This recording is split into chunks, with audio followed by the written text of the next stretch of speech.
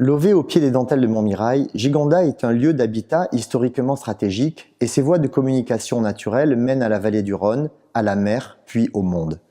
Sous le bas empire romain, la villa Iucunditas voit la viticulture prospérer. À l'époque médiévale, le village se dote de remparts et d'un château.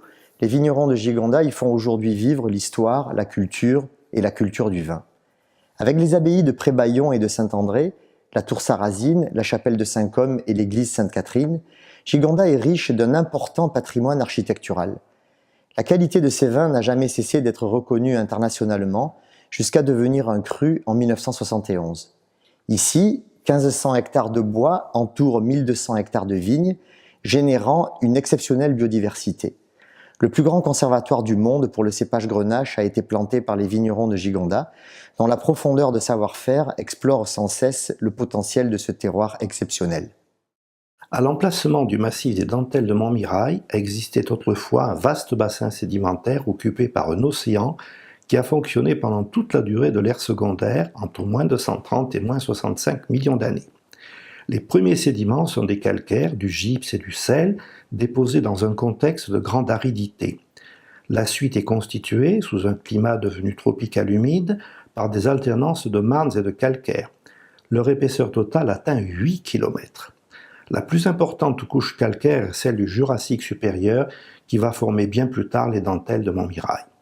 Au début du tertiaire se produisent des événements tectoniques de très grande portée. La faille de Nîmes, qui est la plus importante de tout le sud de la France, devient très active et cisaille la totalité des 8 km accumulés précédemment.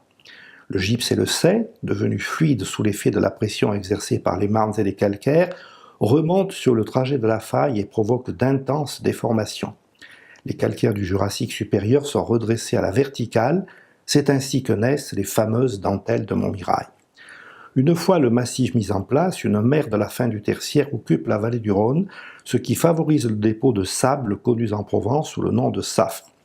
Enfin, au cours du Quaternaire, les alternances de périodes glaciaires et chaudes favorisent le transport de puissants éboulis depuis le massif jusque dans la plaine, où il constitue un cône de déjection très vaste connu sous le nom de cône de la Font des Papes.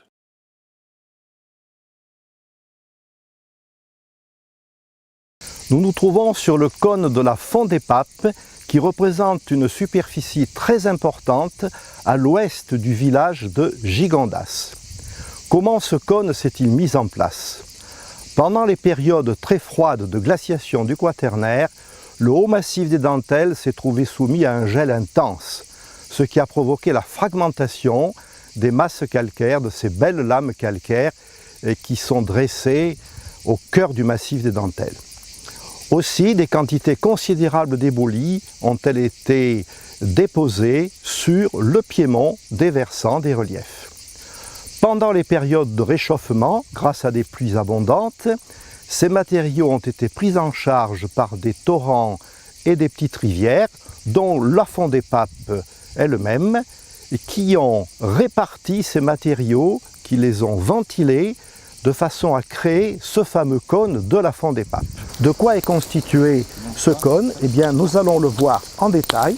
Il s'agit de matériaux très meubles, des sables plus ou moins riches en argile et surtout en fragments. Florence, les voici ces matériaux. Vous êtes vigneronne et vous exploitez des vignes sur ce cône de la Font des Papes. Aussi allez-vous pouvoir nous dire ce que vous pensez de ce cône, des vignes et des vins que vous obtenez. Donc en fait, ce cône est vraiment le terroir principal de l'appellation, le plus vaste. Le secteur des dentelles de Montmirail, de la montagne, ayant été peu exploité dans les années 1960-1970. Ici, plusieurs facteurs climatiques nous sont également favorables, tels que l'ensoleillement qui est présent toute la journée, mais également la présence du mistral, qui est le vent dominant de la vallée du Rhône, qui permet une bonne aération à la fois au niveau du feuillage, mais aussi des raisins. Ce terroir peu compact permet un enracinement optimal de la vigne qui va pouvoir aller en profondeur pour puiser l'eau, mais également tous les nutriments minéraux. Grenache et Mourvèdre s'expriment de façon remarquable. La combinaison de tous ces facteurs aboutit à une maturité optimale des raisins de façon naturelle. Les vins sont charnus, fruités, épicés, les tanins sont fins, leur droiture est idéale pour les déguster soit dans la prime jeunesse, soit après un séjour en cave de 5 à 20 ans.